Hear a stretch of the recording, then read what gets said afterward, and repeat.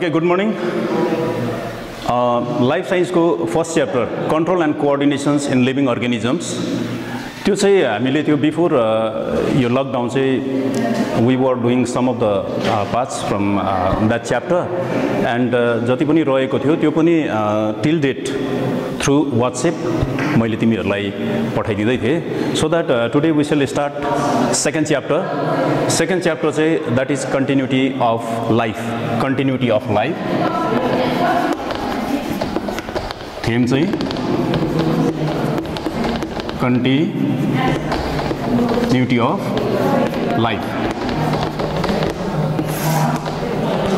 of life यसको सब theme छ सब थीममा चाहिँ हामीले cell division and cell cycle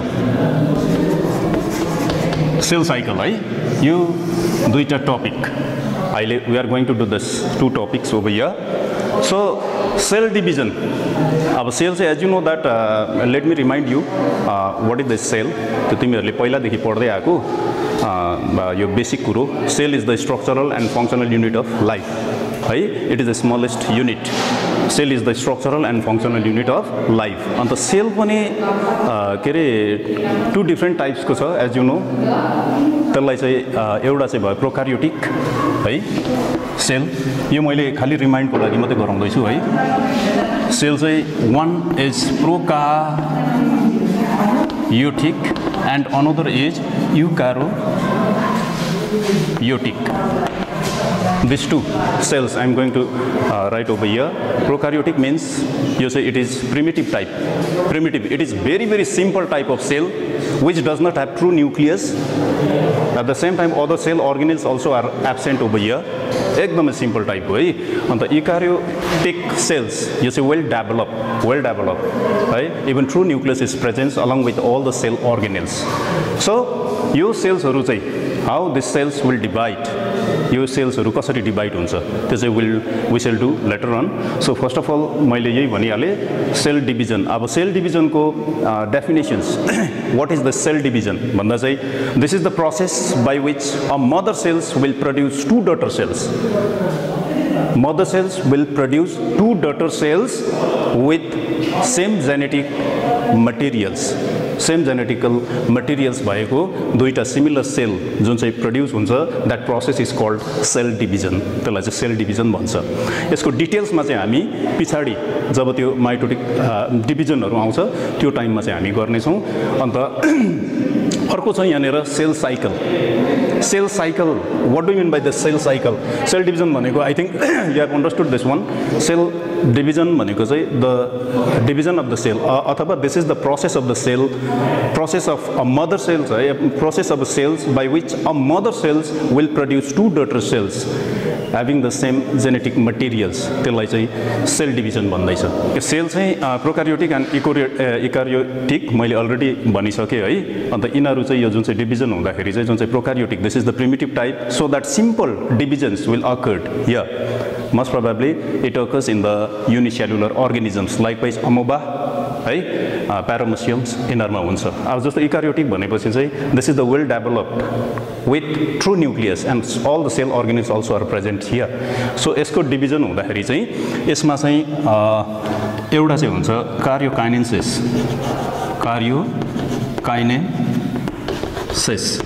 which will be followed by the cytokinesis. यो पछाडी हामीले गर्छौं तर पनि अहिले अलिकति तिमीहरुलाई इन्ट्रोडक्सन दिइराखेको because karyokinesis what do you mean by this karyokinesis भनेको this is the divisions of nucleus. This is the division of nucleus and when the nucleus will be divided over here after that process will be followed by the cytokinesis. भन्नुको मतलब चाहिँ nucleus divide भएर चाहिँ cytoplasms whichever is present in the cells that also will divide.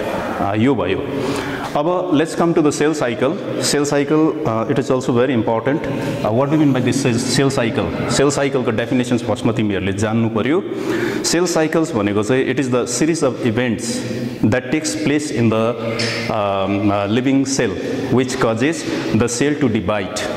भनेको बुझ्यो होला है। यो चाहिँ अब सिरिज अफ इभेन्ट्स हो जसको कारणले गर्दाखेरि चाहिँ सेल्सलाई चाहिँ डिभाइड गर्न लगाउँछ।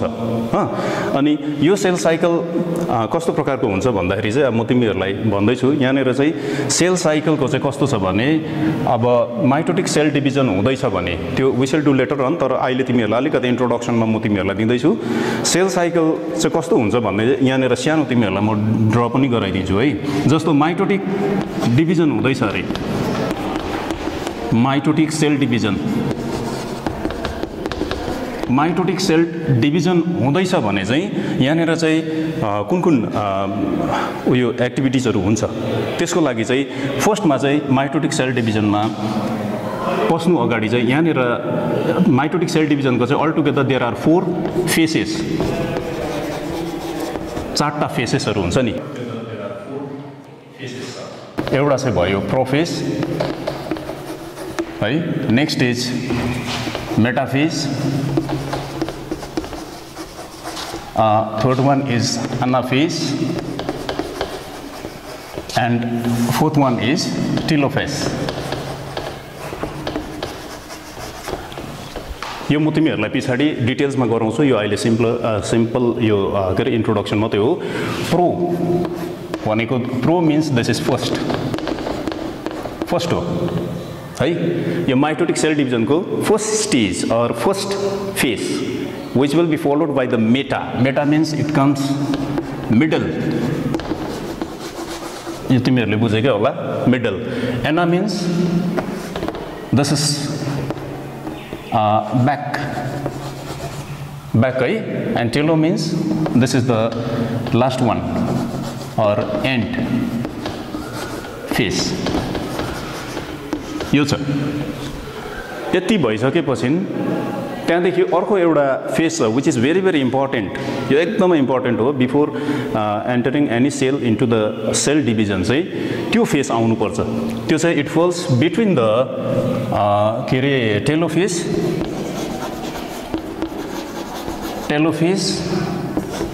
And prophase. Okay, this two phases यहाँनिर जुन चाहिँ दिएको छ यसको बिचमा चाहिँ एउटा आउँछ that is called the interface भन्छ, interface. I am talking about the cell cycle है। टेलोफेस जस्तो कम्प्लिट हुन्छ त्यहाँदेखि चाहिँ the new cell will form. After that the cell has to grow up, it has to gain the ability to go to the prophase again, so that this particular phase is called interphase. यसलाई चाहिँ interphase भन्छ। यो interphase पनि it has been divided into the 3 parts or division, 3 division. What are these 3 division? First one is G1 phase. G1. G means this is the gap 1 phase. Oh? And second comes S phase, and third one is G2 phase. यो interphase मा पनि यसलाई it has been divided into the 3 parts. First one is G1 or gap 1 phase है. Some kinds of changes will occur over here, and after completion of this G1 phase it will pass on to this S phase, which is the synthesize phase पनि भन्छ यसलाई, synthesize phase. No need to write all, I think you can. Synthesize phase and G2 phase यो चाहिँ pre-mitotic phase पनि भन्छ, pre-mitotic phase. After completion of this G phase चाहिँ that cell will go to this prophase again for the mitotic cell divisions. यो चाहिँ म तिमीहरूलाई पछाडि whenever we go to this mitotic cell division एउटा solid chapter आउँछ, मतलब solid topic आउँछ, त्यो टाइममा चाहिँ म तिमीहरूलाई यो with diagram I want to explain you. I'll try to explain you with diagram. यो तिमीहरूलाई म बताइदिन्छु. Okay, now chromosomes. अब चाहिँ हामी chromosomes मा जान्छौँ. अब chromosomes किन भन्दाखेरि चाहिँ cells भने तिमीहरूलाई थाहा छ सेलको स्ट्रक्चर्स आई थिंक तिमीहरुको आँखामा होला त्यो sale inside that cell there is nucleus which is very very important part of cell and it controls all the activities of the cell so that it is considered as the brain of the cell पनि भन्छ त्यो nucleus भित्र हामी पस्यौं भने मतलब भित्र हेर्यौं भने चाहिँ त्यनेर this types of structures we can find त्यो हामीले पाउँछौं है we are going to do this chromosome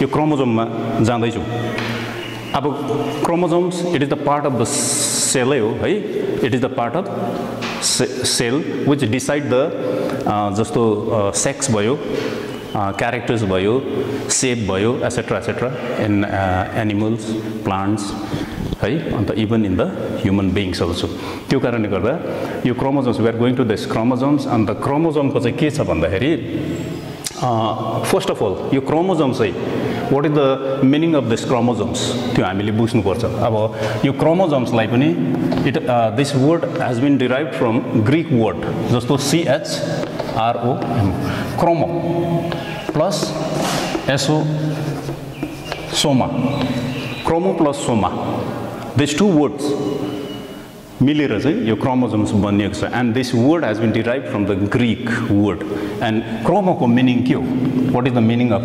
chromo means color and soma भनेको त तिमीहरुले सुन्दै आएको धेरै अगाडिदेखि it means body है why it is called colored body अथवा chromosomes भन्दाखेरि चाहिँ त्यो inside the nucleus if we see under microscope भनेपछि चाहिँ त्यहाँ चाहिँ what do we find भन्दा चाहिँ thread like structures we can find त्यो चाहिँ after staining with some kind of dye त्यसलाई चाहिँ त्यो यो चाहिँ it could be visible यसलाई चाहिँ under microscope चाहिँ यसलाई visible हुन्छ so that यसलाई चाहिँ color body भनेर चाहिँ चिनेको क्रोमोजोम्स भनेको चाहिँ यसको मिनिङ चाहिँ क्रोमो प्लस सोमा मिलेर चाहिँ क्रोमोजोम्स भएको छ यो प्रकारको छ अब यो क्रोमोजोम्स चाहिँ यसको यो छ तिम्रो अब जस्तो रफली I am drawing over here this is the cell र न्यूक्लियस मात्रै म बनाउँदै छु है त्यहाँनेर न्यूक्लियोलस हुन्छ and thread like structures it is found over here which is called nuclear reticulum यसलाई चाहिँ के भन्छ न्यूक्लियर रेटिकुलम है अन्त क्रोमेटिन फाइबर पनि हो यो अन्त यो चाहिँ it is very very small it is tiny structures यो विदाउट त्यो स्टेनिङ चाहिँ वी क्यान नट सी मैले अघि नै भनिहालेँ अन्त यो चाहिँ नि एउटा सेल्सभित्र मतलब एउटा न्यूक्लियसभित्र कति लामो हुन्छ भन्दाखेरि चाहिँ यसलाई यदि हामीले तन्कायो भने चाहिँ इट कम्स अराउन्ड 2.2 मिटर्स भनेपछि इट इज टु लङ है अनि तिमीहरूलाई एउटा आइडियाको लागि यो यति साह्रो मतलब यो हाम्रो whole body it is made up of cells कतिवटा छ होला हाम्रोमा भन्दाखेरि चाहिँ it comes around 40 to 50 trillions cells are present in our body is made up of more or less 40 to 50 trillions of cells त्यतिवटा सेल्सको जम्मै यो क्रोमोजोम यो के रे न्यूक्लियर रेटिकुलमलाई चाहिँ निकालेर चाहिँ तन्काएर लग्यो भने चाहिँ यो चाहिँ अर्थ र सनको जुन चाहिँ डिस्टेन्स हुन्छ नि 300 टाइम्स चाहिँ यो त्यतिको डिस्टेन्स हुँदो रहेछ अदरवाइज अर्को नि भन्नु सकिन्छ प्लुटोमा पुगेर पनि यो फर्किनु सक्ने यति साह्रो लामो हुँदो रहेछ यो चाहिँ it is presence within the nucleus अब यसलाई चाहिँ त्यहाँदेखि यो चाहिँ अब इन्टरफेसमा चाहिँ यो प्रकारको बसिरहेछ इन्टरफेसमा है अब त्यहाँदेखि यो चाहिँ वेन यो सेल चाहिँ जब चाहिँ त्यहाँदेखि चाहिँ माइटोटिक सेल डिभिजनमा जान्छ प्रोफेसमा जान्छ त्यति बेला चाहिँ यो न्यूक्लियर रेटिकुलम जुन चाहिँ छ यो चाहिँ कन्डेन्स हुँदो रहेछ this is called the nuclear reticulum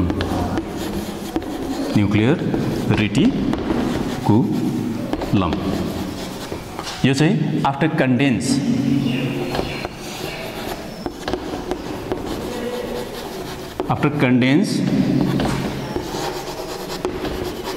chromosome हुँदो रहेछ बुझ्यो हैन यो चाहिँ थ्रेड लाइक स्ट्रक्चर छ आफ्टर कन्डेन्स चाहिँ व्हाट ह्यापन्स यसको साइज पनि छोटो हुन्छ एट द सेम टाइम यो डुप्लिकेटेड हुन्छ अन्त डुप्लिकेटेड भएपछि चाहिँ यसलाई नै हामीले चाहिँ क्रोमोजोम्स भन्छौँ structures of chromosomes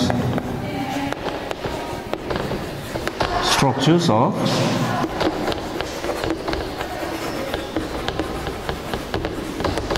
chromosomes. Structure very simple, एकदमै simple. जुन चाहिँ डुप्लिकेटेड नभएको क्रोमोसोम्स म तिमीहरूलाई देखाउँदैछु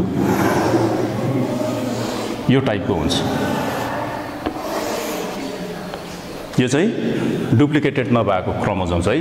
when यो क्रोमोसोम्स चाहिँ डुप्लिकेटेड हुन्छ त्यसको बादमा चाहिँ you can see this types of structures.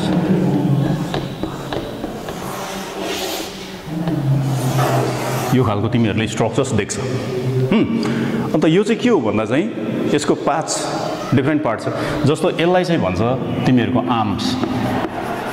If this is arms भनेपछि definitely this is also arm है. अन्त यो पनि arm, this is also arm. अब यो आर्म्सको पनि नाम छ. जस्तो यसलाई चाहिँ म I'm going to write here P arm and this is Q. This is P and this is Q. Likewise here also the same. यसलाई मैले P दिए and this is Q. कसरी चाहिँ यसलाई नेम यो प्रकारको दिइन्छ भन्दाखेरि चाहिँ यो चाहिँ it is not because of the structures पनि होइन कि. यसलाई चाहिँ के कारणले भन्दा चाहिँ यो चाहिँ सर्ट छ नि, जुन चाहिँ साइडको जुन चाहिँ आर्म चाहिँ सर्ट छ this is called P arm. Long जुन चाहिँ साइडको छ त्यसलाई चाहिँ क्यू आर्म भन्छ है, क्यू आर्म. त्यसरी नै यहाँ पनि compare to this two arms चाहिँ यो चाहिँ के भयो, छोटो भयो. त्यो कारणले यसलाई P arms, this is Q arms. And यो चाहिँ एउटा छ single, this is called chromatids भन्छ यसलाई. Chromatid, CHROMATID, chromatid. What is this? Chromatid, single है, non duplicated. This is non duplicated, non duplicated. अब this one is duplicated, duplicated. त्यो कारणले गर्दाखेरि चाहिँ यो दुईटा क्रोमेटिड्सलाई चाहिँ we can say sister chromatids. यो दुईटालाई चाहिँ के भनिन्छ, सिस्टर क्रोमेटिड. यो चाहिँ सिस्टर क्रोमेटिड्स भयो. अब यहाँ दुईटा आर्म्सलाई जोइन गर्ने जुन चाहिँ पोइन्ट छ नि, this point is called सेन्ट्रोमियर. Centromere यसलाई चाहिँ सेन्ट्रोमियर भन्छ. यो लङ बडी जुन चाहिँ छ यो non duplicated, this is called chromatids. यसलाई क्रोमेटिड्स भन्छ है, half of the duplicated one भनेको जस्तो नि. यो चाहिँ अब के अरे डुप्लिकेटेड, यसको सेप चाहिँ it seems like capital letter X जस्तो देखिरहेछ होइन. यसलाई चाहिँ के अरे डुप्लिकेटेड हो. र यो दुईटा जुन चाहिँ क्रोमेटिड्सहरू छ यसलाई चाहिँ this is called the sister chromatids भन्छ, सिस्टर क्रोमेटिड्स. अन्त this two arms are joint in a point which is called centromere. यसलाई सेन्ट्रोमियर भन्छ. This is also centromere. Centromere यसलाई के भन्छ, सेन्ट्रोमियर भन्छ. अब यो चाहिँ तिमीहरूको स्ट्रक्चर, क्रोमोसोम्सको स्ट्रक्चर भयो है. अब यसकै आधारमा चाहिँ on the basis of centromere, on the basis of this centromere chromosomes are divided into the 4 different types. त्यो चाहिँ I am going to do here. On the basis of centromere chromosomes चाहिँ नि, chromosomes is divided into the 4 different types. अब के रहेछ, what are this type? फर्स्टमा चाहिँ छ तिमीहरूको मेटासेन्ट्रिक. सेकेन्डमा रहेछ सब मेटासेन्ट्रिक.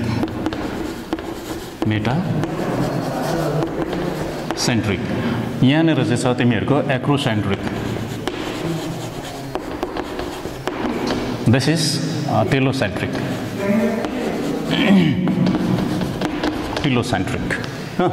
यो चाहिँ अब किन यो क्रोमोसोम्स चाहिँ त्यो position on the basis of the centromere अथवा on the basis of centromere position भनौँ न, त्यो चाहिँ it is divided into the 4 types. Metacentric भनेको चाहिँ के हो भन्दाखेरि अब यो सेन्ट्रोमियर अरे यदि यो चाहिँ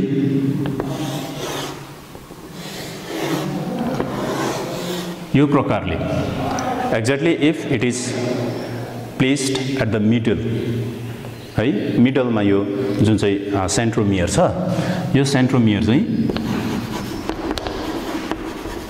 क्रोमोजोम्सको जुन चाहिँ सिस्टर क्रोमेटिड्सको बीचमा पर्यो भने चाहिँ दिस इज कल्ड सेन्ट्रोमियर चाहिँ बीचमा पर्यो भने चाहिँ दिस इज कल्ड द मेटासेन्ट्रिक यसलाई मेटासेन्ट्रिक भनिन्छ सब मेटासेन्ट्रिक भनेको चाहिँ टुवर्ड्स द के अरे centre but not exactly at the centre यो कस्तो प्रकारले बनाउनु हुने नि यस्तो टाइपको यो चाहिँ it is near to the centre but not exactly at the centre यसलाई चाहिँ के भन्छ भन्दा चाहिँ यो सेन्ट्रोमियर यहाँ छ भने चाहिँ दिस इज कल्ड सब मेटासेन्ट्रिक सेन्ट्रोमियर सब मेटासेन्ट्रिक है अब एक्रोसेन्ट्रिक भनेको चाहिँ almost at the end of the chromosomes almost at the end of the chromosomes भन्नुको मतलब चाहिँ if it is present over here near to the end centromere चाहिँ यदि it is found near to the end of the chromosomes हो भने चाहिँ this is called acrocentric यो बुझ्दै होला हैन फर्स्टमा मेटासेन्ट्रिक त्यसको चाहिँ सेन्ट्रोमियर चाहिँ बीचमा हुन्छ क्रोमोसोम्सको बीचमा है अब अर्को सब मेटासेन्ट्रिकमा चाहिँ near to the centre but not exactly at the centre यसलाई चाहिँ के भयो सब मेटासेन्ट्रिक एक्रोसेन्ट्रिक भनेको चाहिँ near to the end of the chromosomes अब if you go to the telocentric भनेको चाहिँ exactly it is place at the end of the chromosomes है यो चाहिँ तिमीहरूको के भयो सेन्ट्रोमियर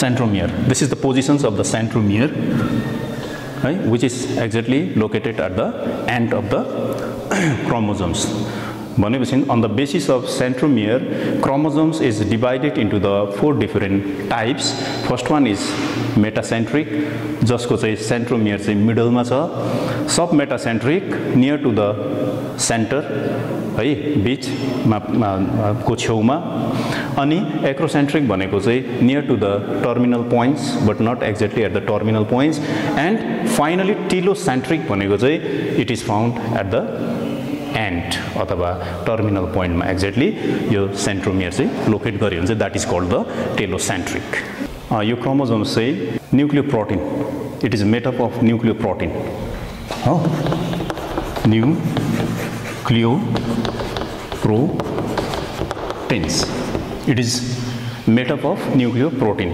क्रोमोसोम्सले चाहिँ तिमीहरूलाई थाहा छ यसको इम्पोर्टेन्ट फङ्सन चाहिँ के हो भन्दाखेरि चाहिँ इट क्यारिज हेरिडिटरी क्यारेक्टर्स हो अब न्युक्लियोप्रोटिन अब nucleo means nucleic acid what type of nucleic acid is presence here भन्दा चाहिँ डिएनए एन्ड प्रोटिन त यो तिमीहरूलाई थाहा भएको कुरो होला हिस्टोन प्रोटिन हिस्टोन भनेपछि chromosomes is made up of न्युक्लियोप्रोटिन्समा चाहिँ डिएनए एन्ड हिस्टोन चाहिँ प्रोटिन न्युक्लिक एसिड चाहिँ DNA and full form of this DNA is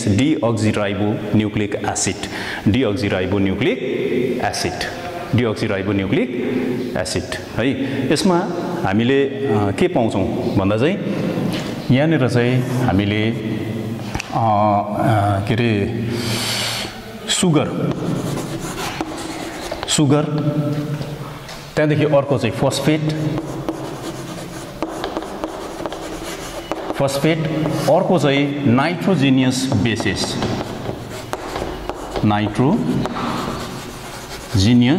bases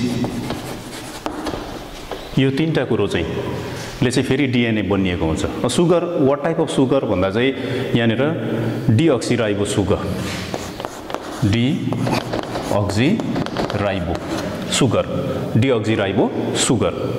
phosphate र नाइट्रोजिनियस बेसेस अब नाइट्रोजिनियस बेसेस पनि चारवटा छ नि चारवटा छ है what are this nitrogenous bases भन्दा चाहिँ एडिनिन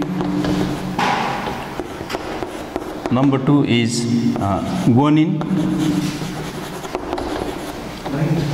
Number 3 चाहिँ thymine. And number 4 is cytosine. चारटा altogether cytosine है चारटा के पाउँदैछ हामीले nitrogenous bases. अब यसमा among this any one of this bases should be present in the DNA. गर्दाखेरि यसलाई सर्ट फर्ममा हामीले लेख्न सक्छ यो चाहिँ it is made up of यो यस्तो SPB sugar phosphate र bases sugar phosphate र bases यो गरेर चाहिँ हाम्रो DNA फर्म भएको छ र today we shall conclude our class over here and next class मा चाहिँ म तिमीहरुलाई the structures of this DNA जुन चाहिँ DNA structures double helix structures हुन्छ त्यो double helix को पनि एकदमै सिम्पल टाइप structure चाहिँ म तिमीहरुलाई देखाइदिन्छु. So I hope that all of you have understood this one. So if you get any problems भनेको चाहिँ तिमीहरुले मलाई personally you can call me and you can ask me if you have any queries, right? If you have any questions. Thank you.